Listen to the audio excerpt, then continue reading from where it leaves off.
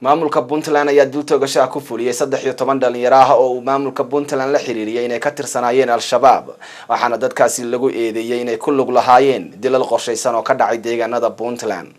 dadka la dilay ayaa 6 kamid ah la xiriiriyay inay ka dambeeyeen dilkii loo geystay Allah u naxariistay Dr. Axmed Cabdiraxmaan oo kamid ahaa culimadii ugu caansaneed magaalada Boosaaso oo la dilay 5tii bishii 12aad 2011 dadka la dilay waxa ku jirta haweeney waxaana sidoo kale wararku intaasi ku darayaan in qaar kamid ah dhalinyarada dilka lagu fuliyay hore maxkamadda ciidamada qalabka sida ee Puntland ay xukun dil ah ugu riday taariikhdu markay ahayd 27 Febraayo ee sanadkan 2013 sidoo kale meesha dhalinyarada lagu fuliyay dilkooda ee ciidamada Puntland ay dilka toogashada ku fuliyeen ayaa sidoo kale lagu soo waramayaa in uu ku dhintay askari ka tirsanaa ciidamada Puntland oo ay haleeleen xabadihii lagu riday dadka dilka lagu fuliyay